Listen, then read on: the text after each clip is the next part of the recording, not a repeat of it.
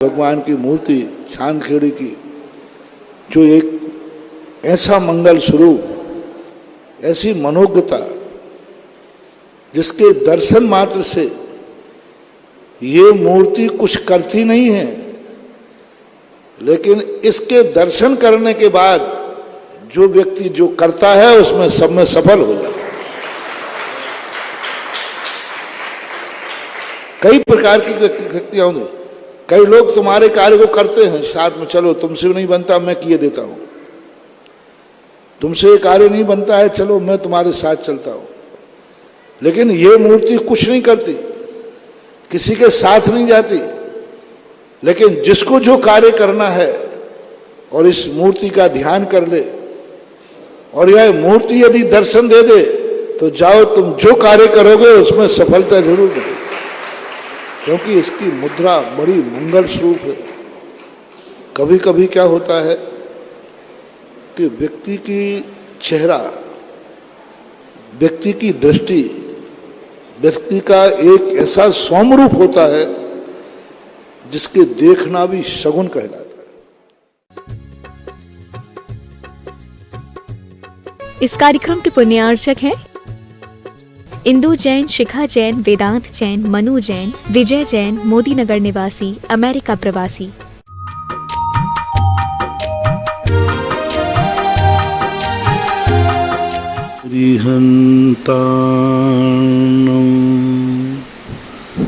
नमो सिद्धार्णं नमो आयर्याणं नमो वज्रायाणं नमो लोये सवशाहूर्णं। पंच परमेष्टि भगवान की जय। आचार्य श्री गुरुवर कुंद कुंद महाराज की जय। आचार्य श्री गुरुवर विद्यासागर महाराज की जय। परम पूज्य निर्यापक श्रमण मुनि श्री सुधा सागर जी महाराज की जय। नैवेद्य अक्षय जैन, कोटा, गुरुवर नमोस्तु। महाराज जी, उनकी जिज्ञासा है, क्या वर्तमान में त्रिगुप्तधारी महाराज मिलते हैं? गुप्तियां दो प्रकार की, एक पूर्ण निर्वृत्ति रूप जो श्रेणी में होती है,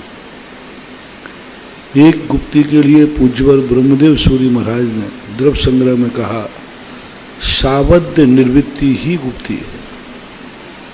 अशुभ विचार, अशुभ योग, अशुभ प्रवृत्ति, अशुभ उपयोग से बच जाना ही गुप्ति है।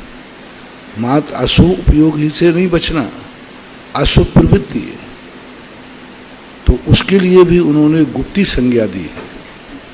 क्योंकि शराग गुप्ति जो पाप से निर्वृत्ति रूप गुप्ति है, वह पूर्ण निर्वृत्ति के लिए हेतु है, कारण है। शराग गुप्ति के बिना वीतराग गुप्ति नहीं आ सकती। और शराग गुप्ति का अर्थ है नहीं कि कोई रागी द्वेषी, नहीं। असोहादे गुणवृत्ति शुहे पवित्तिये जान चारतम बदशमदि गुत्ति रूपम व्यवहार नयाद जिन भणियम। इसके लिए भी जिनेन्द्र भगवान ने चारित्र संज्ञा दी, और चारित्र जो है गुप्ति रूप ही होता है। अब उसमें उत्कृष्ट गुप्ति, मध्यम गुप्ति, जघन्य गुप्ति, सामायिक आदि काल में साधु मध्यम गुप्ति को प्राप्त होता है, और प्रवृत्ति आदि काल में वह जघन्य गुप्ति को प्राप्त होता है, और जो पूर्ण निर्वृत्ति रूप गुप्ति है वो आज नहीं है। महाराज जी, नौदा भक्ति का क्या मतलब होता है? कुछ लोग चौके में आकर के घुस जाते हैं, आहार देते हैं महाराजों को, और उनकी कोई वस्तु नहीं होती है, कुछ नहीं होता है, और चौके वाले आहार दे नहीं पाते हैं, इतनी भीड़ बाहर से आ जाती है। नौदा भक्ति का अर्थ तो है नौ भक्तियां। पड़गाहन साधु को आहार देते समय नौ भक्तियां की जाती, लेकिन मूलाचार के अंदर, मूलाचार प्रदीप के अंदर एक प्रसंग आया है कि कोई भी श्रावक मुनि को पंक्तिबद्ध रूप से 7 घर अथवा 3 घर आहार देने जा सकता है। उस प्रसंग को देख करके ऐसा लगता है कि वो नवदा भक्ति कैसे करेगा, वो तो पड़गाहन के बाद ही जाएगा ना। तो पड़गाहन मन शुद्धि वचन शुद्धि फिर भी बोल देंगे, पड़गाहन जो है, पूजा जो है, प्रदक्षिणा जो है, वह गुप्ती तो उसकी छूटेगी ही छूटेगी। इसलिए आगम ये सम्मति देता है कि पूर्णतः नवदा भक्ति यदि आपके साधर्मी ने कर ली है तो फिर वो आप उसको विश्वास नहीं होना चाहिए कि इसने नवदा भक्ति कर ली, नवदा भक्ति हो गई। तो बीच में भी जाकर आहार देने का प्रावधान आगम में किया है। पहले इसमें मैंने बहुत चिंतन किया। जयपुर के अंदर मैंने बाहर से चौकों का बिल्कुल लेना बंद किया। मैंने कि यही बात को लेकर मैंने कि जो बीच में आएंगे उनकी नवदा भक्ति नहीं होगी। लेकिन जब मूलाचार के ऊपर जब गोष्ठी हो रही थी, गोष्ठी में हमने उस विषय को गौर से पढ़ा, डिस्कशन भी हुआ, तो उन्होंने कहा कि आहार, साधु को आहार नवदा भक्ति पूर्वक लेना चाहिए, लेकिन श्रावक बीच में नवदा भक्ति करेंगे ही सभी, ऐसा आगम से सिद्ध नहीं होता। क्योंकि बीच में जाने वाला तो मात्र मन शुद्धि, वचन शुद्धि, काय शुद्धि, आहार जल शुद्ध है, भोजन ग्रहण कीजिए, नमोस्तु कर लेगा, तो ये 4, 5, 6 भक्ति हो पाएंगे। कुछ ना कुछ भक्ति छूटेगी, कम से कम पड़गाहन रूप भक्ति तो छूटेगी। तो इस दृष्टि से फिर बाद में मैंने कहा नहीं, ये आगम सम्मत बात है कि बीच में लोग आकर के आहार दे सकते हैं। अब रही बात इसकी कि आहार कौन सा देवें, तो उसके लिए भी व्यवस्थाएं बनाई गई हैं कि पहली बात तो आपका यदि जो साधर्मी है उससे पूछ करके, जैसे अष्टम प्रतिमा के बाद आहार देने का प्रावधान है, जहाँ तुम्हारा निमंत्रण हो वहाँ पर वो ब्रह्मचारी 8वीं प्रतिमा, 9वीं, 10वीं प्रतिमाधारी है, उस श्रावक के पूछ कर कहने पर वो पड़घा सकता है साधु को, आहार दे सकता। उसके पास कुछ नहीं है अभी 10वीं प्रतिमाधारी के पास, लेकिन जहाँ निमंत्रण में गया है वहाँ पर वह जाकर के पड़घा करके मुनिराज को आहार दे सकता है। किसका आहार दे सकता है? जिसके यहाँ उसका निमंत्रण है। दूसरा प्रसंग एक आया इसके संबंध में कि छुल्लक जी जब भिक्षाचर्या से जाते थे और भिक्षाचर्या से आहार लेते जा रहे हैं और किसी घर में महाभृति मुनिराज यदि आहार कर रहे हैं तो छुल्लक जी अपने पास मिला हुआ आहार उन महाराज को दे सकते हैं। मानो भिक्षा लेके आ रहे थे और कहीं किसी का महाराज का पड़गा ना था, तो जो भिक्षा वो लेके आए हैं उस भिक्षा को मुनिराज को आहार दे। अब उन छुल्लक जी ने तो पूरी नवदा भक्ति नहीं की, छुल्लक जी ने तो मनशुद्धि बोली होगी, उनका आरंभ का त्याग है ना। एक मिनट बता रहा हूँ मैं, पूरी विषय जो आगम से पूछा है तो वहाँ छुल्लक जी पूरी नवदा भक्ति नहीं करते। वहाँ पर जो उनके पास भोजन है वो दे देंगे, 10वीं प्रतिमाधारी दे देगा। ये तो हुई आरंभ त्यागियों की बात। अब अभिरत सम्यक दृष्टि जब वो 5 घर 7 घर छोड़ करके आहार देने जाता है तो वो मुनिराज का पड़गहन तो नहीं करेगा, पड़गहन तो हो चुका, अब उसकी पूजा भी हो चुकी है, अष्टद्रव्य से पूजा भी हो चुकी है और उसके बीच में जाकर वो आहार दे रहा है। तो इससे ये सिद्ध हुआ कि नवदा भक्ति उसकी पूरी कुछ भक्तियां ऐसी हैं जो भोजन के पूर्व होना जरूरी है, सबको करना जरूरी नहीं है। सभी करेंगे ही नवदा भक्ति पूर्वक, ऐसा सिद्धि आगम से नहीं होती है। ये तो हुआ एक आगम। लेकिन आप लोग जो आहार हैं देने, कम से कम उस चौके वाले की अनुमति होना चाहिए। उसको तो तुम मारते हो धक्का और थाली पे करते हो कब्जा, और वो क्योंकि वो आपको ज्ञानी मानता है या आप लोग तो वो थोड़ी उद्दंडता जैसी लगती है, अनुशासनहीनता जैसी लगती है। लेकिन दूसरे चौके में जाकर आहार देने में आगम से विरोध नहीं है, शास्त्र से विरोध नहीं। महाराज जी, दूसरे चौके में जो आहार देने जाएगा श्रावक, तो जिसका चौका लग रहा हो वो जाएगा, लेकिन कुछ श्रावक ऐसे होते हैं जो कोई भी उद्यम नहीं करते हैं, मात्र खाली हाथ जाकर के महाराज को आहार देना, गिनती अब वो बढ़ाना। जो 6-7 चौकों में जाने की बात कही, वहां ये नहीं कहा कि तुम्हारे यहाँ चौका लगा है या नहीं लगा। 6-7 चौकों तो इतना वही कहा जाएगा है ना कि जिनका चौका दूसरे लगा चौकों है। में पंक्तिबद्ध इतने और क्रॉस रास्ता पार करना हो तो इतने जाने का प्रावधान है।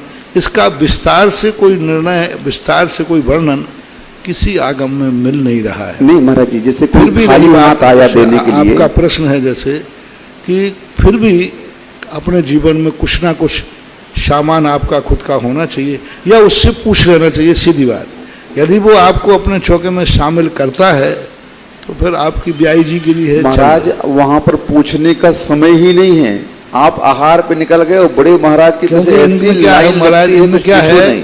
ये इनके चौके में बिना पूछे जाते हैं, वे इनके में चौके, इनका आपसी में समझौता है। क्योंकि वेद उनके चौके में जाके तब नहीं पूछते, धमाल चौकड़ी करते, आप वे उनके में कुछ नहीं। नहीं कहता महाराज जी, हमसे कहने आते महाराज जी हमारे यहाँ आहार हुआ, हम दे ही नहीं पाए। नहीं तो वे भी दूसरे के चौकों में ऐसे ही करते, वो दूसरा चौका वाला आता है कि ये आ गए तो ये तो सबके चोर चोर मौसरे भाई भाई।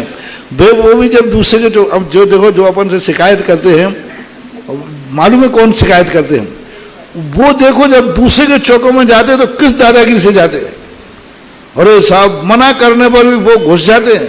तो तुम जब दूसरे चौके में घुसोगे तो दूसरा तुम्हारे में भी घुसेगा। ये तो परस्पर में व्यवहार। फिर भी विवेकहीनता नहीं होना चाहिए। एकदम भीड़ कर लेते हो, व्यवस्था नहीं कर पाते, कहीं कम से कम उस चौके वाले को आहार देने दो और तुम लोग लाइन से लेके आओ, क्रम से दो, एक गिलास देकर संतोष करो। तो थोड़ा अनुशासनहीनता तो आप लोग करते हैं। गेट को पूरा बंद करके करें, अब साधु को हवा कहाँ से मिलेगी? दूसरी तरफ तो है ही नहीं, क्योंकि आजकल वैसे खेत मकान तो है नहीं कि आंगन होते थे, बढ़िया वो होते थे, खुले मैदान में हाल लेते थे। अब एक तरफ तो दीवार है और दूसरी तरफ वो गेट था ना, और गेट को भी तुमने पूरा पैक कर दिया। तो थोड़ा सा विवेक होना चाहिए, क्योंकि 7 दाता के 7 गुणों में एक विवेक भी आया है। हमें ये देखना है कि हमें आहार देना ही मतलब नहीं है, साधु का निर्दोष आहार होना जरूरी है। दो ध्यान रखना, आहार देना और साधु का आहार होना, इन दोनों में से एक चयन करना पड़े तो आपको क्या चयन करना है?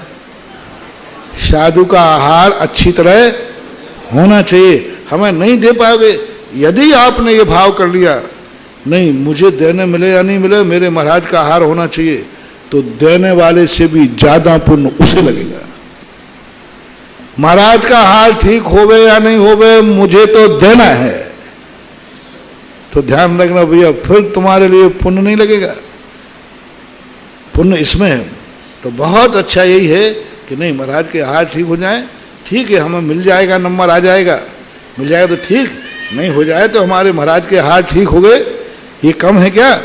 कृत कार्य तो अनुमोदना, ये भाव, ऐसा भाव करना चाहिए। अब देखो हम लोग तो संभाल नहीं पाते। हमारे महासागर जी तो कहते हम दरवाजे पे खड़े होते, आओ बेटा आप कैसे आते हैं, बिल्कुल बीच दरवाजे में खड़े हो जाते, ना बाहर का अंदर ना अंदर का बाहर। अब ये क्या है, दरवाजे में समा जाते। अब मैं खड़ा हो जाऊं तो वो तो दरवाजे में से खुलक के निकल जाए, मेरे बीच नीचे ही से कहो। कुछ विवेक होना चाहिए। अच्छा प्रश्न है, सावधानी रखना बहुत जरूरी है। आगम की बात, यदि आगम विरुद्ध होता तो फिर तुम तो चाहे कितनी तुम्हारी भावना होती, कुछ भी करते, आगम में यदि होता कि दूसरे चौके का हार लिया ही नहीं जा सकता, यदि ऐसा होता तो फिर जरूर कोई साधु नहीं लेता। लेकिन आगम में सहमति है, इसलिए चल रहा है, ऐसा मान। मैं हिंद जैन पत्रकार इंदौर, गुरुवर नमोस्तु। महाराज जी इनकी जिज्ञासा है कि जो व्यक्ति जितना सच और स्पष्ट बोलने की क्षमता रखता है, वह व्यक्ति उतने ही अधिक लोगों की नफरत का पात्र बन जाता है।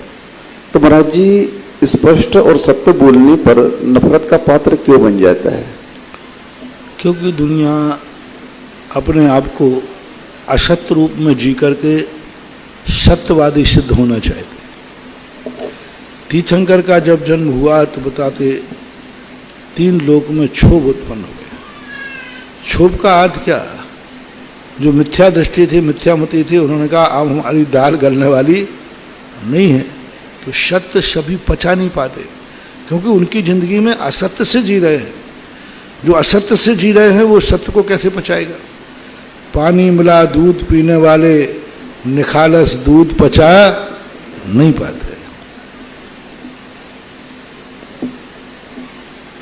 राहुल जैन पुणे, गुरु नमोस्तु। महाराज जी की जिज्ञासा है कि पंचमेरु जो रखे जाते हैं वेदी पर, तो उन पंचमेरु की भी स्थापना होती है क्या, कि यूं ही उन्हें रख करके उनकी पूजन करी जाती है? बिल्कुल गलत चल रहा है। कई लोग तो पहाड़ी सीधे चांदी के बना के रखाते हैं, उसमें मूर्ति नहीं होती। कई लोग मूर्तियां रहती है तो ऐसी चिपकी हुई मूर्तियां रहती हैं, स्टील की, जर्मन सिल्वर की। नहीं, पहले जो मेरू बनते थे बड़े बड़े 5-5 फुट के, कम से कम 2 इंची 3 इंची मूर्ति होना चाहिए। मूर्ति के ऊपर फिर जो मूर्ति बने वो शिखर बाहर निकलती हुई होना चाहिए। उसी जो मेरू बनाए उसके में आला बना के नहीं रख सकते। आला बना के रखने पर मूर्ति की प्रतिष्ठा खत्म हो जाती है। पीछे तो बीच में महापहाड़ होना चाहिए, लेकिन उसके बीच में जो कटनी आती है, कटनी, भद्रसाल वन, सौमनस वन, पांडव वन, तो उस कटनी के ऊपर वो चैत्यालय, ऊपर चैत्यालय की पूरी शिखर होना चाहिए। उस चैत्यालय को पहाड़ नहीं आना चाहिए। पहला बड़ा, फिर छोटा, फिर छोटा, ऐसा बनना चाहिए मेरू के अंदर, तब वो मेरू की सही। पुराने ज़माने में मेरू बनते थे 5-5 फुट के, 4-4 फुट के, वही मेरू सही है। आज जो बिना मूर्ति के मंदिरों में मेरू रखे हैं ये बिल्कुल भी ठीक नहीं है, सदोष है। पहाड़ को पूजना हमारे यहाँ मिथ्यात है। पहाड़ को पूजना मिथ्यात है, चाहे मेरू पहाड़ हो चाहे कोई भी पहाड़ हो, वहाँ मेरू पूजनी नहीं है। मेरू में स्थित जिन चैत्यालय पूजनी है। तो महाराज जी जो मेरू में जिन चैत्यालय बने रहते हैं, तो उनकी भी प्राण प्रतिष्ठा तो होती होगी? पूरा मेरू बना तो इनकी नहीं होती, जो तुम लोग, हमने तो नहीं करना। पूरी मूर्ति में कम से कम 2-3 इंची मूर्ति हो, मूर्ति पूरी शांगोपांग हो, और वो पुराने मेरू आते हैं तब करते हैं प्रतिष्ठा, बाकी नहीं करना चाहिए। संतोष जैन रुमाल, नागपुर, गुरुवर नमोस्तु। महाराज जी की जिज्ञासा है ग्रहित मिथ्यात्व अग्रहित मिथ्यात्व को लेकर के, कि ग्रहित मिथ्यात्व में 7 तत्वों का अश्रद्धान होता है और अग्रहित मिथ्यात्व में कुरु कुदेव कुशास्त्र को वह मानता है। तो महाराज जी इसमें समझ में नहीं आ रहा है कि 7 तत्वों का अश्रद्धान और कुगुरु कुदेव दोनों का एक ही चीज है, पर एक है, एक पर प्रेरित है और एक स्वयं के कारण होता है। गृहीत मिथ्यात्व में आयतनों को मानता है, कुगुरु कुदेव कुशे शास्त्रों के आलम्बन लेता है, उनके कहने पर वो उन्मार्ग पे जाता है, वो जैसा बता दे। और अगृहीत मिथ्यार्थी स्वाभाविक रूप से, सहज रूप से वो तत्वों के संबंध में रुचि ही नहीं रखता। जैसे असंगी पंचेंद्रिय, त्रियंश हैं, ये किसी से कोई रुचि, इनको ना धर्म से मतलब है। अगृहीत मिथ्या दृष्टि का मेन मकसद होता है ना तो धर्म से मतलब है और ना अधर्म से मतलब, उनको कोई उनके यहाँ होते ही नहीं है कोई। और गृहीत मिथ्या दृष्टि जो है अधर्म को धर्म मानता है और धर्म को अधर्म मानता है। जैसे देवता लोगों में अगृहीत मिथ्यात होता है, वहाँ षडनायतन नहीं होते, कुगुरु नहीं, कुदेव नहीं, कुशास्त्र नहीं, कुदेव नहीं, कुछ नहीं होता। लेकिन विपरीत सिद्धांत होता है, नास्तिक भी होते हैं, क्षणिकवादी भी होते हैं, कूटस्थवादी भी होते हैं, भौतिकवादी भी होते हैं। पूज्यवर जिनसेन स्वामी ने महापुराण के अंदर आदिनाथ के पूर्व भवों के अंदर वो अपने 4 मंत्रियों से, विदेश क्षेत्र के अंदर 4 मंत्रियों में जब थे, शायद महाबल की पर्याय कोई पर्याय थी, 4 मंत्री थे। वो 4 मंत्री, एक नास्तिक था भौतिकवादी, एक क्षणिकवादी था, एक कूटस्थवादी था, एक कर्तृत्ववादी था, एक स्वयं बुद्ध नाम का मंत्री था, वो धर्म अनेकांतवादी था। और राजा के मंत्री थे, राजा उन सब से बैठ करके गोष्ठी करता था। तो उस समय वहाँ तो गृहीत मिथ्यात्व नहीं था, शरणायतन नहीं थे, विचारधारा होती है, विचारों से अपने आप प्रकट होता है। 5 प्रकार का जो मिथ्यात्व है वह गृहीती मिथ्यात्व के भेद नहीं है, लोगों की मान्यता है। लोगों की मान्यता है कि ये जो 5 मिथ्यात्व के भेद हैं ये गृहीत मिथ्यात्व के भेद नहीं। गृहीत मिथ्या पूज्यवर नेमीचंद महाराज ने मिथ्यात्व के 2 भेद नहीं किए। मिच्छत्तम अभिनानम, मिच्छत्तम अभिरमणम आदि कहकर उन्होंने मिथ्यात्व के 5 भेद किए द्रव्य संग्रह के अंदर, लेकिन वहां गृहीत मिथ्यात्व की चर्चा नहीं है। ये 5 मिथ्यात्व विचारों में होते हैं, अनायतन नहीं होंगे, कुगुरु कुदेव नहीं होंगे, लेकिन विचारों में होते हैं। इसलिए मिच्छत्तम अन्नानम अविरत भावे जोगे ही पण पण पण दसी चतु कमसो भेदादु पुब्बश्य, ऐसे ये गाथा आई है। तो उसमें 5 मिथ्यात्व के भेद कहे। 57 आश्रव के द्वारों में 5 आए। तो एकांत मिथ्या दृष्टि ऐसा ही है, वैनयिक मिथ्या दृष्टि हाँ सब ठीक है, कोई गुरु कुदेव के संबंध में नहीं। वैनयिक का अर्थ विनय से संबंध मत रखना। वैनयिक का अर्थ होता है तत्व कुतत्व दोनों में समान दृष्टि रखना। उन्होंने कहा भाई क्षणिकवादी है, उन्होंने कहा अरे भाई क्यों झगड़े पड़ते हैं, हाँ ठीक है क्षणिकवादी भी है नित्यवादी है, क्या क्यों झगड़े में पड़ते हो, तुम भी सही दोनों सही। तो ये वैनयिक मिथ्या दृष्टि होता है।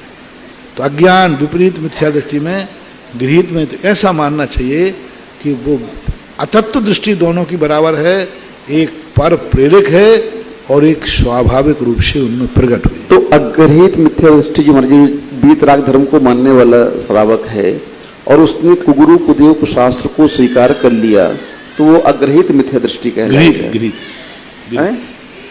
गृहीत कुगुरु कुदेव को शास्त्र को जो ग्रहण करता है वो गृहीत मिथ्या दृष्टि है। जो कुगुरु कुदेव को शास्त्रों के बिना मिथ्या दृष्टि वो अगृहीत मिथ्या दृष्टि कहलाता है।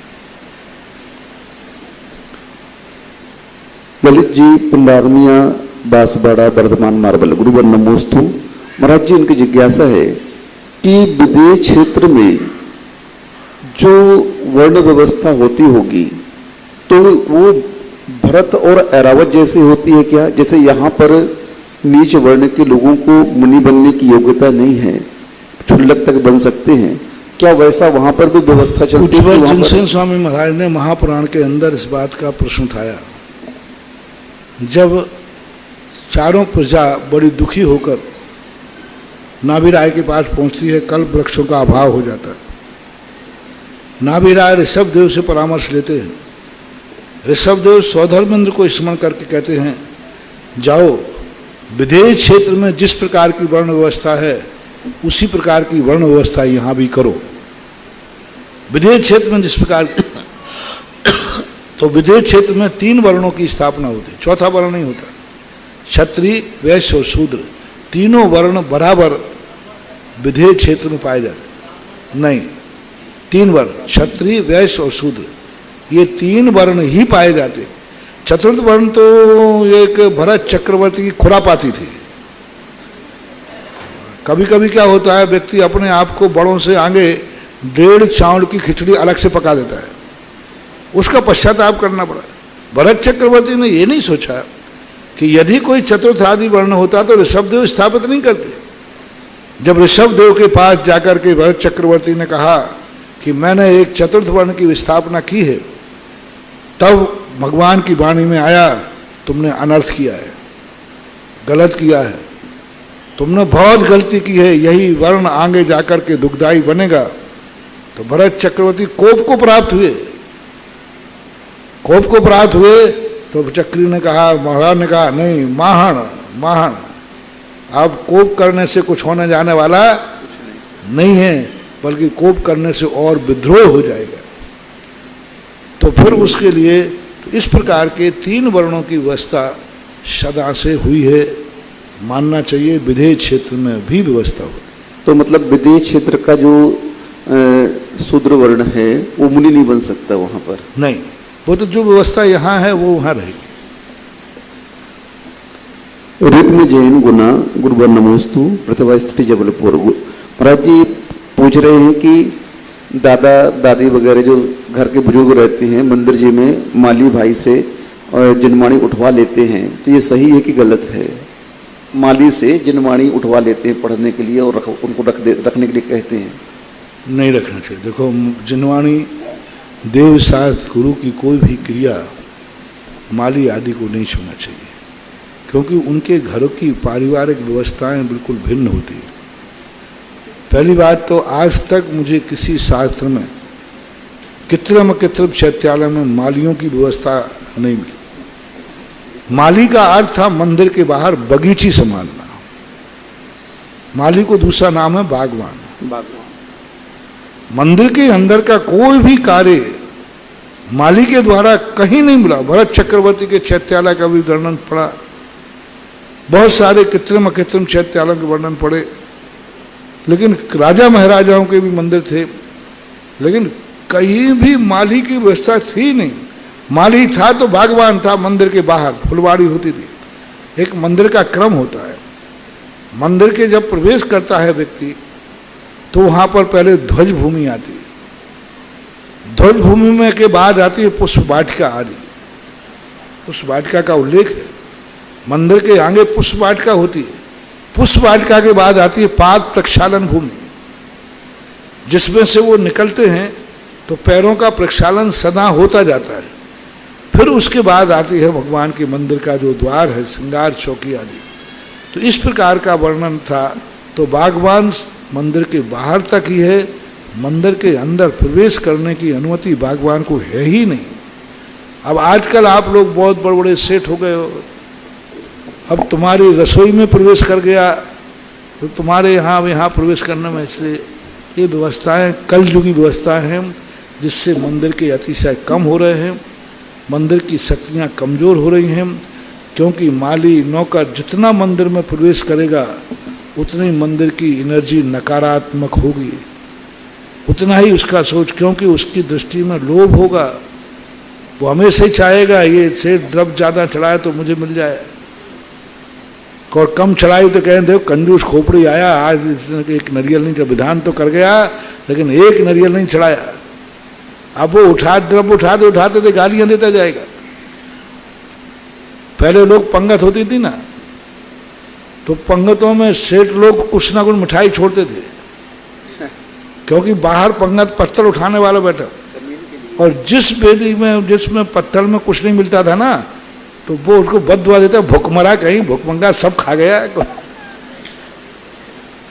तो पहले के लोग कुछ छोड़ते थे, क्योंकि वो जो उठाने वाला है उसकी बददुआ न लेना पड़े, ऐसा। वर्षा जैन बासादेही बेगमगंज, गुरुवर नमोस्तु। महाराज जी ये पूछ रहे हैं कि जिनके घर में शोर सूतक हो गया वो पर्युषण पर्व में किस प्रकार से धर्म ध्यान करें। और विदेश से भी पूछ रहे हैं अंशु जैन यूएसए से कि हम लोग विदेश वाले किस प्रकार से पर्युषण पर्व मनाएं ताकि हमारा धर्म ध्यान अच्छा रहे। ये बोल रहे हैं महाराज जी कि सूतक पातक में पर्युषण पर्व किस तरह से मनाएं, और विदेश वाले पूछ रहे हैं कि विदेश में रह करके हम लोग पर्युषण पर्व किस प्रकार से मनाएं। सूतक पातक वाले कैसे सूतक वाले सब भाव पूजा करें, द्रव्य से कोई क्रिया नहीं करें, एकासन कर सकते हैं, भाव से पूजन कर सकते हैं, दूसरा अभिषेक देख सकते हैं, कोई गंधोदक देवे तो ले सकते हैं, बिना माला के जाप कर सकते हैं, भक्तांबर आदि सुन सकते हैं, याद हो तो पढ़ सकते हैं, प्रवचन आदि में बैठ सकते हैं। इस प्रकार कुछ क्रियाएँ कर सकते हैं। और विदेश वाले लोग हैं, अब वहाँ तो जैसी सुविधा हो वैसे करो। भगवान नहीं है तो फोटो लगा लो, नहीं है तो जिनवानी रख लो, जितना हो सके उतना करिए। खान पान की शुद्धि करके एकासन करिए, बाजार की जो वस्तुएं हैं वो ना खाएं, घर में ही खाएं। अब जितना बन सकता है वहाँ के वातावरण में वैसा करिए। पर्वराज पर्युषण पर्व के पूर्व संध्या पर आयोजित जिज्ञासा समाधान कार्यक्रम में परम पूज्य निर्यापक श्रमण मुनि पुंगव 108 सुधा सागर जी महाराज के पवित्र पावन चरणों में चांदखेड़ी अतिशय क्षेत्र कमेटी एवं जिनवाणी चैनल, सुधा कलश चैनल एवं पारस चैनल के माध्यम से देश विदेश में इस कार्यक्रम को देख रहे लाखों श्रोताओं की ओर से पूज्य महाराज श्री के पावन चरणों में त्रिकाल बार नमोस्तु नमोस्तु नमोस्तु भगवान। पहली जिज्ञासा के लिए सुरेश चंद जी अशोकनगर और इसके बाद तैयार रहेंगी मीना जैन कोटा। हेलो, जय बोलो पुण्यपुंगम श्री सुधासागर महाराज की जय। नमोस्तु महाराज जी, नमोस्तु नमोस्तु। मेरी जिज्ञासा है गुरुवार बैराग कैसे बढ़ेगा? बैराग के लिए क्या करना चाहिए? बैराग बढ़ाना नहीं है, राग घटाना है, उसका नाम बैराग है। आप बैराग को जानते नहीं, राग को जानते हैं। जितना रागादि भाव कम हो जाए वही बैराग है। बैराग कोई अलग से नहीं आता, राग के अभाव का नाम ही बैराग है। अभी पूज्यवर कुंद स्वामी ने कहा सुख क्या है? आकुलता। तो अनाकुलता क्या है? आकुलता का नहीं होना ही अनाकुलता है, ऐसा नमोस्तु गुरुवर, नमोस्तु। मीना जैन कोटा और इसके बाद तैयार रहेंगे प्रमोद जैन पिपराई।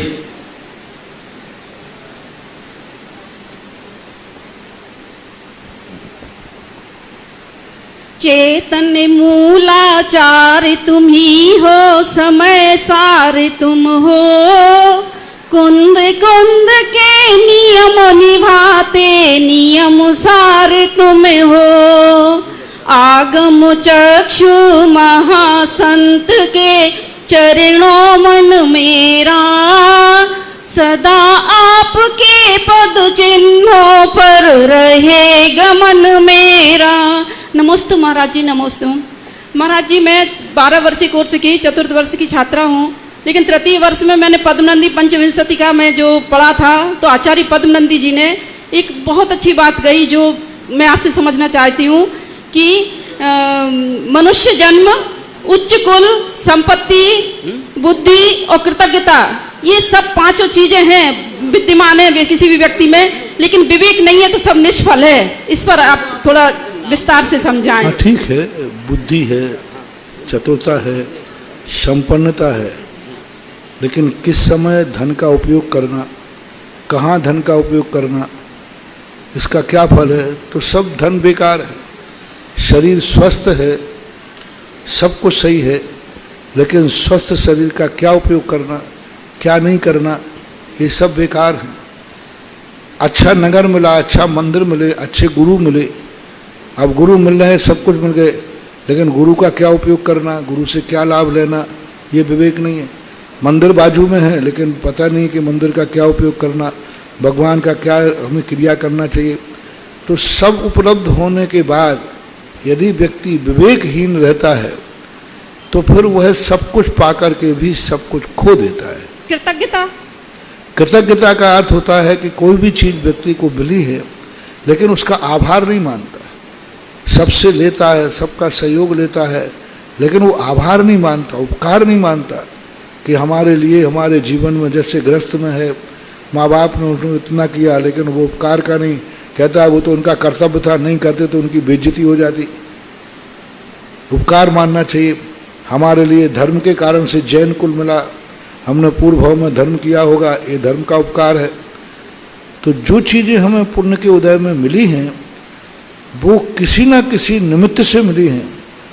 उन निमित्तों को प्रति आभार मानना, कृतज्ञता मानना। जरूर मैंने कोई अच्छा किसी जीवों को देख करके चला होगा, तभी मुझे आज आंखें मिली हैं, तभी मुझे कान मिले, कभी मैंने भगवान का भजन सुना होगा, नमोकार बंद सुना होगा, कभी मैंने अच्छे कर्म किए होंगे इसलिए उच्चकुल मिला।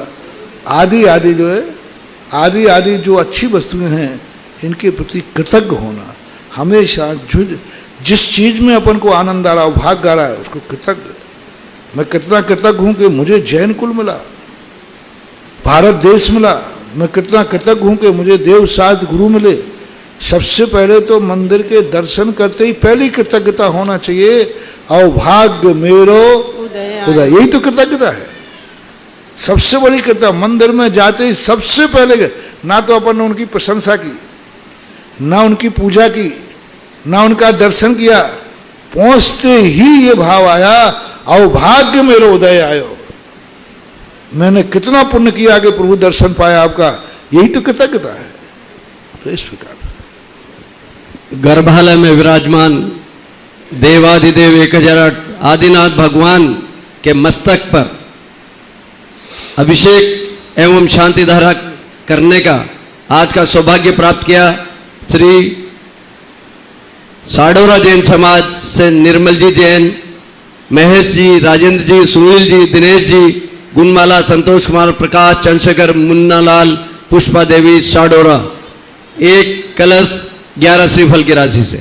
दूसरी ओर से श्री अनिल कुमार, अनुदीप, निधि, अनुप्रिया, समैया परिवार इंदौर, एक कलश 11 श्रीफल की राशि से। अगली जिज्ञासा ऑडियो के माध्यम से श्रमण संस्कृति संस्थान के अध्यक्ष एवं पूर्व डीजीपी श्रीमान एस.के. जैन साहब की ओर से है। पूज्य गुरुदेव को मेरा शस्त्र नमन, शस्त्र नमन, शस्त्र नमन। पूज्य गुरुदेव, आपके मंगल आशीर्वाद और प्रेरणा से समस्त भारतवर्ष में फैले हुए जैन समाज व जैन मंदिरों से प्राप्त आमंत्रण पत्रों को ध्यान में रखते हुए श्री दिगंबर जैन श्रमण संस्कृति संस्थान से 340 विद्वान इस कोरोना की विषम परिस्थितियों में भी 10 लक्षण पर्व में प्रवचन करने गए हैं, पूजा संपन्न करवाने गए हैं। हे गुरुदेव, उन सभी के लिए आपका मंगलमय आशीर्वाद दीजिए ताकि यह हमारा 10 लक्षण महापर्व निर्विघ्न व सानंद संपन्न हो सके। आपके चरणों में यही प्रार्थना है।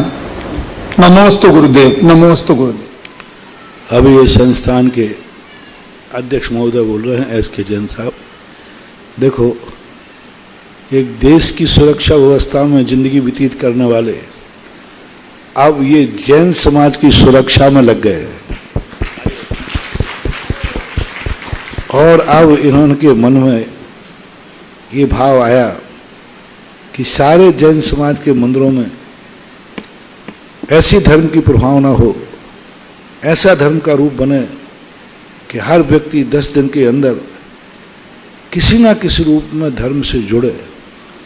श्रमण संस्कृति संस्थान सांगानेर आज एक भारत के लिए बहुत अनमोल धरोहर, जहाँ मुनि महाराज नहीं पहुँच सकते हैं, वहाँ तक, यहाँ तक कि विदेशों तक में भी श्रमण संस्थान धर्म की ध्वजा लेकर, ये मुनि विरोधी नहीं, मुनि महाराज की सीमा होती है, और जहाँ मुनि महाराज नहीं जा पाए वही मुनिराज की ध्वजा ये सांगानेर के जो स्नातक हैं, विद्वान हैं, ये ले जा करके जा रहे हैं। सारे भारत के जैन समाज से मेरा कहना है, जहाँ जहाँ ये विद्वान गए इनको आप समझें, सुने। जिस उम्र में आप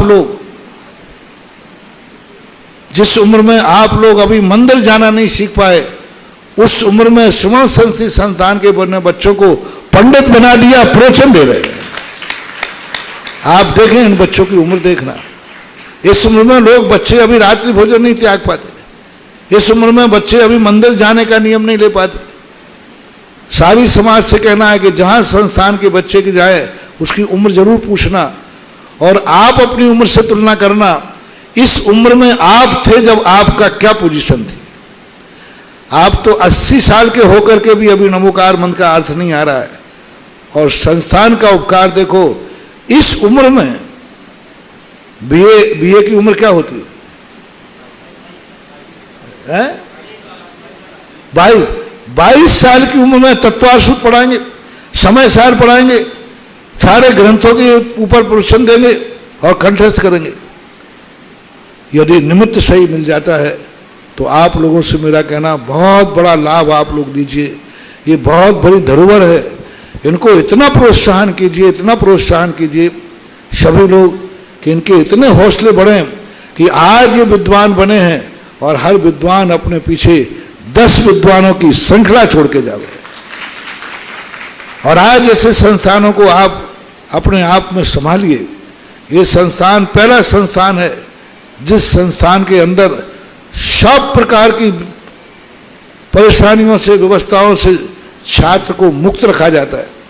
उसका एक ही काम है, 5 साल तुम्हें पढ़ना है, बस पढ़ने के अलावा कुछ नहीं। तुम्हें रहने की व्यवस्था नहीं करना, भोजन की व्यवस्था नहीं करना, कॉलेज की फीस की व्यवस्था, तुम्हारे लिए कोई टेंशन नहीं करना, कोई व्यवस्था नहीं करना। तुम्हें एक ही बात ध्यान रखना है, हमें अपने जीवन में आजीविका और जीव उद्धार, ये 2 कलाएं वहां मुख्य रूप से सिखाई जाती। एक आजीविका कैसे चलाओगे और एक अपना उद्धार कैसे करोगे, उसकी मिसाल के रूप में 10 लाख क्षण पर्व में आप लोगों के यहाँ इस संस्थान के बच्चे आ रहे हैं। इस संस्थान के द्वारा गणाए हुए बहुत बड़े विद्वान आ रहे हैं आप लोग, और आप लोगों को वहाँ समझाएंगे। आप लोग जितना लाभ ले सकें और इनको समझें और उनसे पूछें कि आप संस्थान में इतना ज्ञान आपने कैसे प्राप्त किया, इतनी समझ आप में कहाँ से आई, आपने इतना ज़्यादा साहस कहाँ से आया, क्या होता है उस संस्थान में। तुम्हें सब गतिविधियां बनाएंगे और संस्थान कैसे चलता है ये भी आप लोग सारी दुनिया जाने। संस्थान जो आप लोग समाज के सहयोग से चलता है, छात्रों से कुछ नहीं लिया जाता, और प्रवचन को भी जब जाते हैं ये छात्र तुम्हारे यहाँ प्रवचन दे के आते हैं। तो बहुत सबके लिए, बच्चों के सब छात्रों के लिए जो स्नातक सब जा रहे हैं, जितने संस्थान के बच्चे हैं उन सब के लिए विचार करना है। कम से कम तुमने, संस्थान ने इतना बड़ा उपकार किया है, तुम मास 10 दिन के लिए संस्थान के नाम की ध्वजा को ऊंचा उठा के आओ। बस संस्थान ने 5 साल, यदि ये संस्थान नहीं होता तो आप तो होते, लेकिन आपके पास तत्वार सूत्र नहीं होता, आपके पास धर्म का ज्ञान नहीं होता। इतना उपकार किया है, तो जहां जहां संस्थान से निकले हुए स्नातक हैं वे कम से कम साल भर में 10 दिन संस्थान की ध्वजा को उठाएं और सारे जगत में संस्थान का ऐसा प्रचार करें कि ये परम उपकारी संस्थान है, जिसकी बदौलत हम आए। जो संस्थान से पढ़ने के बाद 10 लाख क्षण पर्व में भी प्रवचन आदि को नहीं जाते हैं, ये संस्थान के ऋणी हैं, इन पर संस्थान का ऋण रहेगा। और ध्यान रखना, संस्थान का, देव साधुगुरु का ऋण चक्रवृद्धि ब्याज के साथ चुकाना पड़ेगा। यानी आपने ज्ञान प्राप्त करके चक्रवृद्धि ब्याज का आ गया है। आपको जो ज्ञान दिया गया है इसलिए दिया गया था कि आप जनवाणी का प्रचार करेंगे, और यदि आपने प्रचार नहीं किया तो लीजिए आपका कर्जा मैं ब्याज के आएगा। आगे जाकर के आप इतने मंद बुद्धि होंगे कि तुम्हें काखा भी याद कराया जाए तो वो भी याद नहीं होगा। क्यों? अगले बार में तुम इतने मूर्ख हो जाओगे, इतने मूर्ख हो जाओगे कि नमोकार मंत्र भी याद नहीं आएगा। तुम पूछोगे किसी अवधि ज्ञानी से कि हमारा ऐसा कौन सा कर्म का उदय है कि मुझे कुछ याद ही नहीं होता, मैं मंद बुद्धि हूँ, मैं विक्षिप्त बुद्धि हूँ, ऐसा क्या है? तो वे अवधि ज्ञानी कहेंगे कि तुमने पूर्व भाव में श्रमण संस्थान में ज्ञान प्राप्त किया था 5 साल, और 5 साल ज्ञान प्राप्त करने के बाद जिस उद्देश्य से ज्ञान दिया गया था उस ज्ञान के लिए आप प्रवचनों में नहीं गए 10 लाख क्षण पर्व में। आपने इस ज्ञान को बांटा नहीं, बांटने के लिए दिया गया था।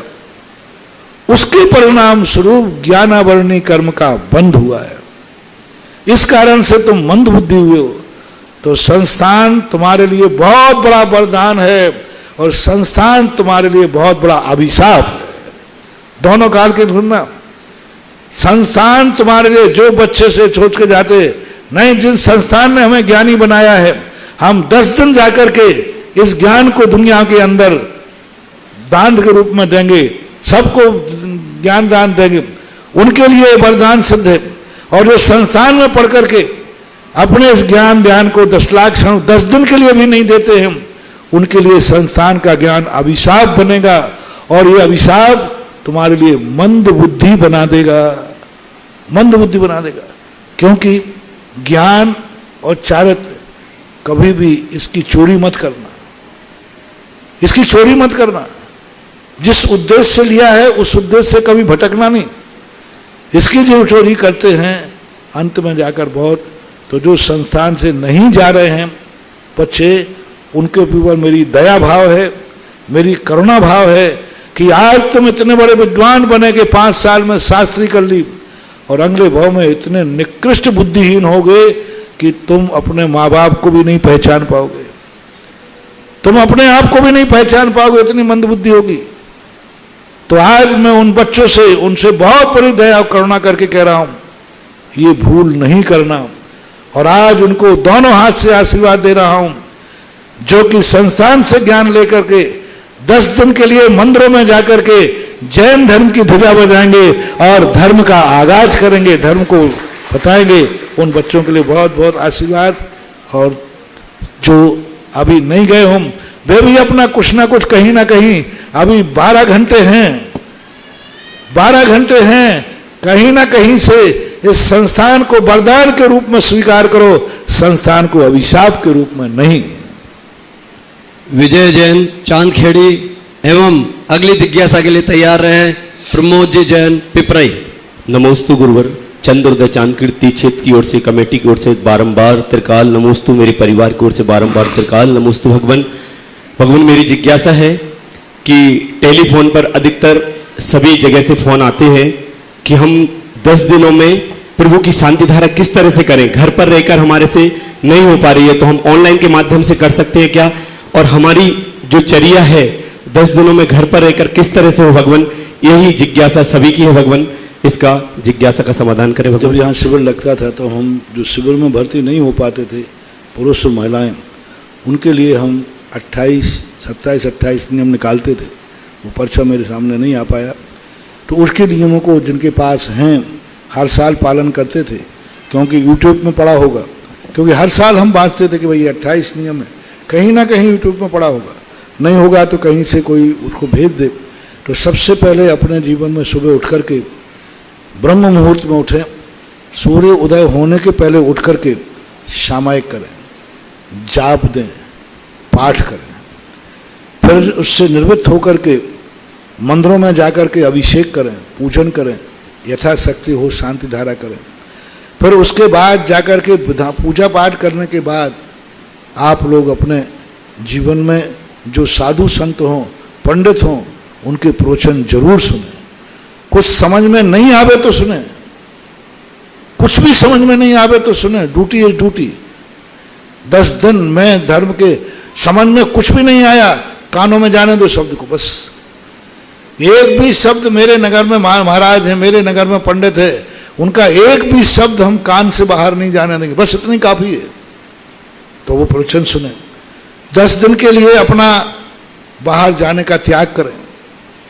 10 दिन हम कहीं बाहर नहीं जाएंगे। जो 10 दिन के बाहर नहीं जाएंगे ऐसा कर लेगा, वो साल भर बाहर जाने मिलेगा। और 10 दिन में जो बाहर घूमते रहते हैं, एक दिन कोरोना का लॉकडाउन उनको जरूर लगेगा। यही तो होता है सब। लॉकडाउन क्यों हुआ? क्योंकि बहुतायत लोग पर्वों के दिनों में यहां वहां घूमते हैं। तो धर्म के कारण से लॉकडाउन नहीं हुआ तो कर्म के कारण करोगे, लॉकडाउन तो होगा। ये 10 दिन का लॉकडाउन करो अपनी इच्छा से, कर्म के कारण नहीं, बीमारी के कारण नहीं, धर्म के कारण से घोषणा करे जैनी कि मैं 10 दिन के लॉकडाउन करता हूं, मैं कहीं अपने नगर से बाहर नहीं जाऊंगा, नगर में अंदर रहूंगा। जो जहां है वहां के सीमा बांध ले, जो जहां है, छेद पे है तो छेद पे रहेगा। दूसरा, अपने व्यापार को या तो खोले ही नहीं। वो जैनी किस काम का जो साल भर में इतनी कमाई ना कर सके कि 10 दिन ना कमाना पड़े, वो जैनियों पर कलंक है। मैं तो जैनी उसे मानता हूं जो जैनी एक भाव में कमाता है, एक पीढ़ी, और 7 पीढ़ी भी ना कमाए तो खाने को रहता है, उसका नाम है जैनी। जैनी के पुण्य में इतना होता है, और जैनी के पुण्य में इतना होता है, 1 साल कमाए और 12 साल का अकाल पड़े तो भी वो भूखा नहीं मर सकता, उसका नाम है जैनी। 12 साल, 1 साल कमाएगा और 1 साल में इतना कमाएगा कि 12 साल के लिए भी यदि अकाल पड़ जाए तो उसको कमाना नहीं पड़ेगा। ऐसा हमारे शास्त्रों में उल्लेख।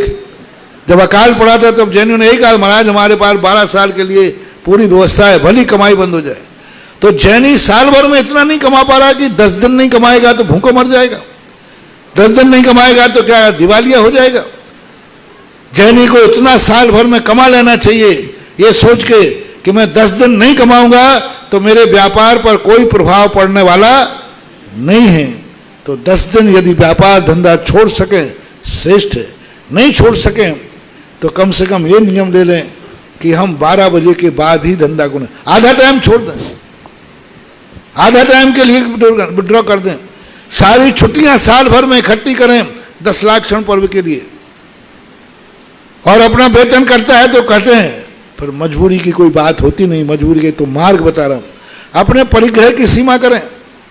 हम परिग्रह इतना ही 10 दिन के अंदर हम 2 जोड़ी कपड़े पहनेंगे, इससे ज्यादा नहीं पहनेंगे। खान पान की सीमा करें। हम बाजार का नहीं खाएंगे, घर में खाएंगे, शुद्ध खाएंगे। हो सके तो 10 दिन के उपवास करो, नहीं हो सके तो 10 एकासन करो, नहीं हो सके तो 2 टाइम शुद्ध घर में भोजन करो, 2 टाइम घर में शुद्ध भोजन करो। जो शक्ति है वो करो, लेकिन बाजार का वक्त 10 दिन के लिए। जो भी तुम अशुभ करते हो, गुटखा खाने वाला कम से कम 10 दिन को छोड़ देवे। रात में खाने वाले कम से कम 10 दिन में अन्न जल का त्याग करें। कम से कम ये पर्व के दिनों में तो, क्योंकि पर्व के दिनों में किया हुआ अशुभ बहुत ज्यादा निधत्त निकाचित कर्म को बंध को प्राप्त होता है। इसलिए आप लोगों को इस प्रकार से कार्य 10 दिन टीवी नहीं देखना, देखना है तो धार्मिक कार्यक्रम देखेंगे, कोई पिक्चर आदि नहीं देखेंगे। तो इस प्रकार के जो नियम, बाल आदि नहीं बनवाएंगे। 10 दिन के लिए हीरो मत बनो, निशर में आ जाओ। आज जिनको रात भर में जितनी चमड़ी छीलना डबल उस्तरा चला लो। सुबह के बाद 5 दिन तक 10 दिन तक कोई बाल नहीं बनवाए, कटिंग नहीं करे। पहले के लोग 10 दिन पहले, चौथ के दिन, तीज के दिन सारे कपड़े धो लेते थे। 10 दिन कोई साबुन का प्रयोग नहीं करता था। नहाने के लिए मुल्ताई मिट्टी का प्रयोग करो, क्योंकि तुम्हारे साबुन का छाट जाता है, नालियों में असंख्यात जीव मरते हैं। तो 10 दिन के लिए आप अपनी सीमा बांधें कि 10 दिन हम कोई साबुन का प्रयोग नहीं करेंगे, मुल्ताई मिट्टी का प्रयोग करो, हल्दी का, बेसन का प्रयोग करो, जिससे कोई दोष नहीं लगे। आप अपने खान पान में हरियों की सीमा करो कि हम 10 लाख क्षण पर में हरी नहीं खाएंगे, खाएंगे तो सीमित रखेंगे, 1 हरी 2 हरी खाएंगे। तो इस प्रकार के कोई 10 लाख क्षण नए नहीं हैं। हर साल साधु संत उपदेश देते हैं, हर साल तुम्हें निर्देश देते हैं, उन्हीं निर्देशों को हर साल पालन करना चाहिए। यही सबसे बड़ी। और आप तीर्थ क्षेत्रों पर, क्योंकि अभी लॉकडाउन चल रहा है, गाइडलाइन चल रही, लॉकडाउन तो नहीं है, सरकार की गाइडलाइन होने के कारण आप लोग तीर्थ क्षेत्रों पर नहीं जा पा रहे हैं, तो आप अपने ऑनलाइन शांति धारा कराइए, कोई बाधा नहीं। आप नहीं पहुंच पाए तो कोई बात नहीं। पर्व के दिनों में आप शांति धारा नहीं कर पाए, लेकिन आप दूसरों से करवा सकते हैं। आप ऑनलाइन करवाएंगे तो पर्व के दिनों का भी पुण्य तो अपने आप में पुण्य होता है, क्योंकि पर्व के दिन में की हुई धार्मिक क्रिया विशेष फलदायी होती है, विशेष फल मिलता है, ऐसा शास्त्रों में वर्णन है। धर्म के जितने कार्य पर्व के दिनों में किए जाते, पर्व के दिनों में कई लोग 10 दिन में पूजा नहीं करते, 10 लाख क्षण में जरूर करते। कोई 10 दिन में माला नहीं फेरते, 10 लाख क्षण क्यों फेरते? ये परंपरा क्यों है? यानी साल भर में मंदिर हाउसफुल नहीं रहते, 10 दिन में होते। 10 दिन में जितना धर्म क्यों होता है? क्योंकि ये पर्व है। पर्व के दिनों में किया हुआ धर्म इतना पावरफुल होता है कि साल भर न भी किया हो तो पर्व का दिन किया हुआ धर्म साल भर एनर्जी देता है, साल भर ताकत देता है। इसलिए तो पर्व के दिनों में सब मंदिरों में आते, पहला पुरुष सबका माहौल बनता है। ये कोई साधारण चीज नहीं है। इसके ऊपर हमने एक दिन बहुत कहीं पर प्रवचन दिया था कि पर्व के दिनों में मंदिर क्यों भरते हैं, पर्व के दिनों में ही व्यक्ति क्यों त्याग करते हैं, पर्व के दिनों में ही क्यों व्यक्ति हवक्ष त्याग करता है, पर्व के दिनों में क्यों धर्म करता है। इसका बहुत बड़ा रीजन है, बहुत बड़ा रीजन है। 6 महीने में जो धर्म करने से शक्ति मिलती है, पर्व के दिनों में वही शक्ति 8 दिन के करने में मिलती है। ऐसा रविशरण महाराज ने पद्म पुराण के अंदर। उसको लेने के बाद जब मुझे पता चला कि ये है इसका रहस्य, तो बहुत बड़ी चीज है। कम से कम पर्व के दिनों में थोड़े में बहुत कमाई होती है। सबको ऐसा करना है। चाहे ऑनलाइन शांति धारा करो, अपने नगर में अभिषेक करो, जहाँ जैसा बनता है धर्म करना है, कृत से, कार्य से और अनुमोदना से। परम पूज्य यहाँ के कार्यक्रम क्या है वो आप बता दें। परम पूज्य निर्यापक श्रमण मुनिपुंगव 108 सुधासागर जी महाराज के मुखारविंद से चांदखेड़ी अतिशय क्षेत्र पर आदिनाथ भगवान के मस्तक पर शांति धारा, ऑनलाइन शांति धारा कराने के लिए एक कलश 11 श्रीफल की राशि से आप ऑनलाइन शांति धारा करवा सकते हैं। साथ ही चांदखेड़ी तीर्थ पर पूज्य महाराज श्री के सानिध्य में प्रतिदिन अनेक कार्यक्रम आयोजित होंगे। कार्यक्रम निम्न प्रकार हैं।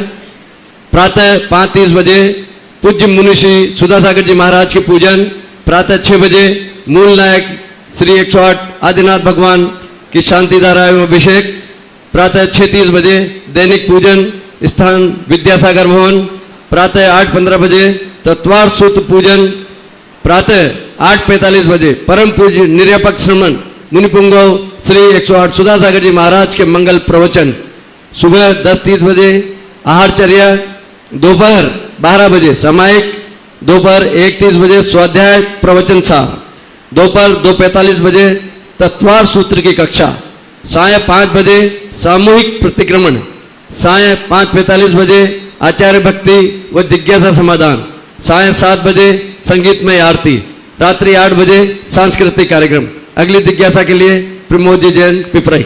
अब यहाँ तत्वार सूद के वो अभी कल अर्घ चढ़ेंगे, क्योंकि 10 दिन तत्वार सूद की पूजन होती है। जिन परिवारों को जो नहीं आ पा रहे हैं, जो उपस्थित हैं, तो कल तत्वार सूद की पूजन करने में अपने नाम भेज सकते हैं। तत्वार, क्योंकि यहाँ पर वो 10 गोले के साथ श्रीफल के साथ 10 अर्घ का यहाँ वाचन होगा, एक एक अर्घ की यहाँ पूजा होगी। तो जो भी नाम देते हैं वो 10 दिन एक कार्यक्रम, कल सुबह 8:15 बजे वो पूजन होगी, उनकी राशि वगैरह। तत्वार सूद की पूजन के लिए 5100 रुपये की पुण्य अर्जन राशि रखिए। जो भी महानुभाव पूजन करना चाहते हैं वे अपना नाम कार्यालय में जमा लिखा दें, या विजय भाई या कमेटी के किसी भी पदाधिकारी को लिखा सकते हैं। ऑनलाइन भी जो तत्वार सूद की पूजन करवाना चाहते हैं वो व्हाट्सएप के माध्यम से, और जो नंबर यहाँ डिस्प्ले हो रहे हैं उन पर आप मैसेज करके अपनी तत्वार सूद की पूजन अपनी लिखवा सकते हैं। अगली जिज्ञासा के लिए प्रमोद जी जैन पिपराई। परम पूज्य निर्यापक श्रमण मुनि पुंगव श्री 108 सुधासागर जी महाराज के चरणों में कोटि सा नमोस्तु नमोस्तु नमोस्तु। महाराज जी, ये रोटा तीज पर्व क्या होता है और इसका प्रचलन राजस्थान में ही क्यों है? अब रोट तीज तुम आज पूछ रहे हो जब खा पी के आ गए। कल तो प्रश्न पूछना चाहिए था, कल थी रोट तीज। रोट तीज को लोगों ने खाने पे, नहीं रोट तीज आज है, कल पूछते तो रोट तीज को कुछ बात बनती। लाइट चली गई। रोट तीज को खाने पीने का दिन बना लिया लोगों ने, पर ऐसा है नहीं। रोट तीज एक व्रत था जिसमें एक महिला ने कहा, महाराज जी हमसे उपवास नहीं होता है, हम उपवास नहीं कर सकते, भूखे नहीं रह सकते, तो हमारा कल्याण होगा कि नहीं होगा? तो महाराज ने कहा कि देखो ऐसा करो, तुम भादों सुदी तीज को 6 रसों से त्याग करके रोटी खाना, नमक मीठा घी सब 6 रसों का त्याग करके रोटी खाना, जिससे तुम्हारा पेट भी भर जाएगा और ये पूजा हो जाएगी। उसने क्या किया कि बाद में घर जाकर कहा, तो घर ने कहा अरे कैसी बावली है तू, रोटी सूखा रोटी खाएगी तीज के दिन, इस दिन तो माल मलिदा खाए जाते हैं, ये करना वो करना। लोगों ने उसको भड़का दिया, तो परिणाम स्वरूप उसने मन बिगड़ गया और उसने वो व्रत तोड़ करके और घी दूध के साथ रोटी खाई। परिणाम स्वरूप उसके कारण व्रत तोड़ने का परिणाम निकला कि इतने 56 करोड़ की दीनारें थीं, सब नष्ट होकर के भिखारिन बन गई। इतनी दरिद्रता आई, इतनी दरिद्रता आई कि वो रिश्तेदारों के यहाँ जावे तो भी नहीं मिले। एक रिश्तेदार के यहाँ गई, उसके मकान के पीछे जाके पड़ी रही, उसकी नाली में से चावल का माड़ गिरता था। बोले यही खा लूँगी क्योंकि ये मेरे कुटुंबी जन हैं, लेकिन उसकी जो भाभी कोई थी उसने जाकर के वहाँ भी ईंट लगा दी, यानी वो भी खाने नहीं मिली। भटकती भटकती कई भाव तक उसकी जीवन ऐसे ही निकला। अंत में जब महाराज से कहा कि महाराज जी हमारे क्या जीवन का, फिर उसको फिर रोट तीज का व्रत दिया गया। फिर हुआ, लोगों ने आज खाने पीने का दिन बना लिया। आज तो बाजार में तुरई तो मिली ही नहीं होगी, और आज घी का तो ऐसा मुश्किल हो रहा होगा कुछ पूछो मत। आज सबसे ज़्यादा घी के साथ रोज खाते हैं, घी, मीठा और तुरई, ये 3 चीज़ें सबसे ज़्यादा चलती हैं। तो व्रत को बिल्कुल उल्टा कर दिया गया। जो नीरस के साथ खाने का व्रत था वो सरस खाने का कर लिया। अब कल कोई प्रश्न करता तो कुछ रोटियां कम हो जाती हैं। हाँ, लाइट खोल हो गई थी, कुछ भी हो। आज उनके खाने पीने वालों का बड़े पुण्य का उदय था जो आज नहीं आया। प्रचलन जो है राजस्थान में ऑनलाइन के माध्यम से, राजस्थान में ही रोट तीज का विशेष प्रचलन है। खास तौर से खंडेलवाल समाज में इसकी ज़्यादा परंपरा है और दूसरे प्रांतों में इसका ज़्यादा प्रचार नहीं है। लेकिन दूसरे प्रांत माने बुंदेलखंड मनाता है धासन चौथ। धासन चौथ का अर्थ होता है कि आज जितना धास के खाना है खा लो, कल से व्रत लगने वाले हैं। हालांकि धासन चौथ कोई पर्व के रूप में नहीं मनाते, व्रत के रूप में नहीं मनाते। लोक रूढ़ी में ऐसा कहते हैं, पर्व नहीं है, मनाने का नहीं है। लोग कहते हैं जैन लोग कि आज तो जैनी जम के खाएंगे क्योंकि कल से व्रत हैं। कोई पर्व नहीं है, कोई त्यौहार नहीं है, उसका कोई दस्तूर नहीं होता कि आज धासन चौथ को यह चीज़ बनेगी, इसलिए वो दूसरों के द्वारा कहा हुआ चीज़ है। ऑनलाइन तत्वार सूत पूजन के लिए एक नाम प्राप्त हुआ है 5100 रुपये की राशि से सुरेश जैन बढ़ोत। अगली जिज्ञासा के लिए सोनल बड़जात्या इंदौर।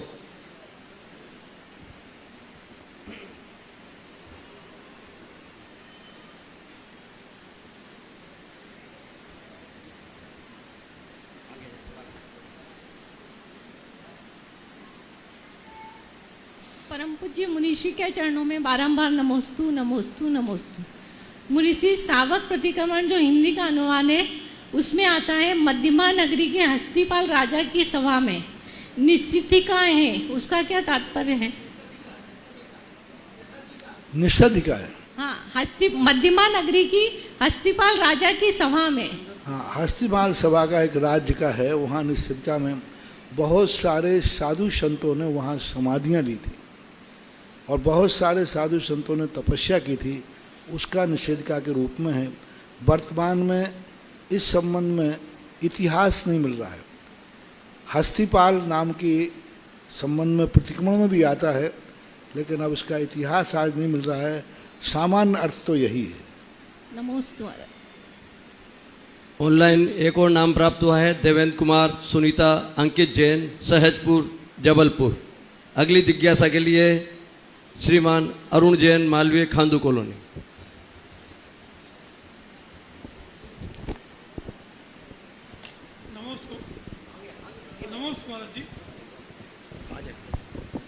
नमोस्तु महाराज जी।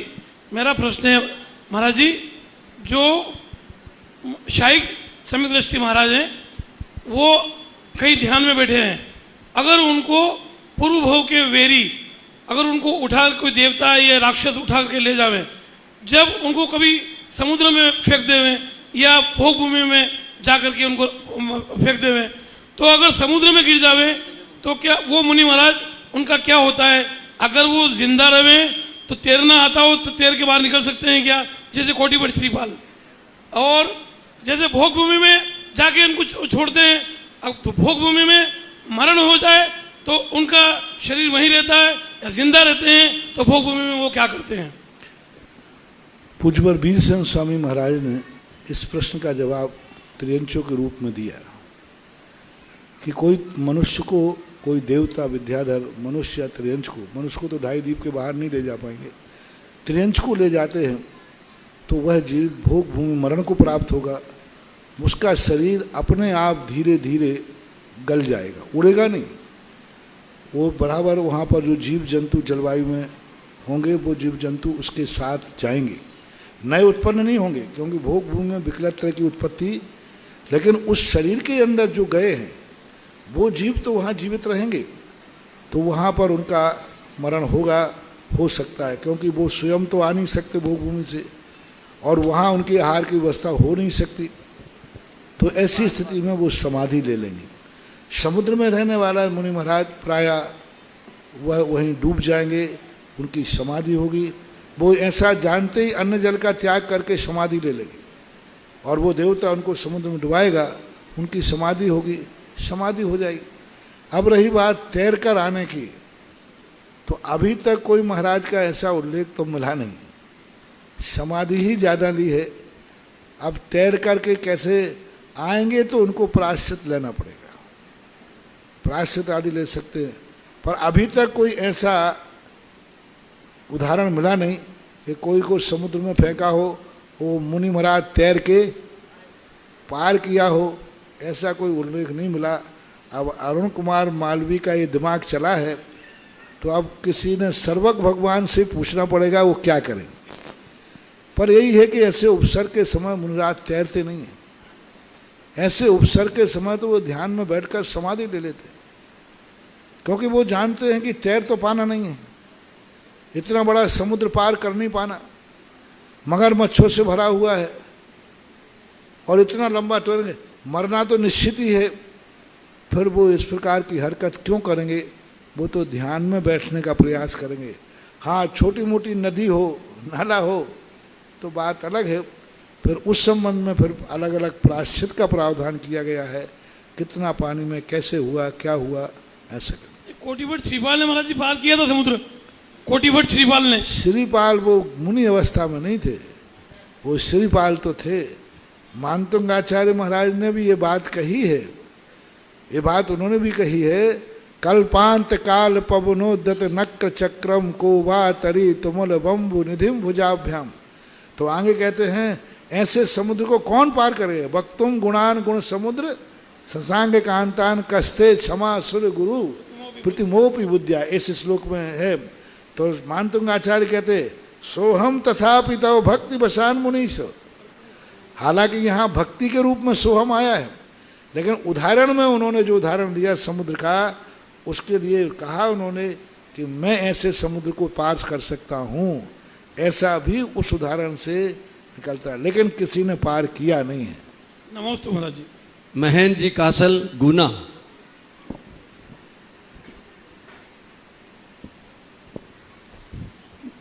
जगत पूज निर्यापक श्रमण मुनि पुंगव श्री सुधा सागर जी महाराज के पावन चरणों में महेंद्र कासल परिवार का सत्सत नमोस्तु नमोस्तु नमोस्तु।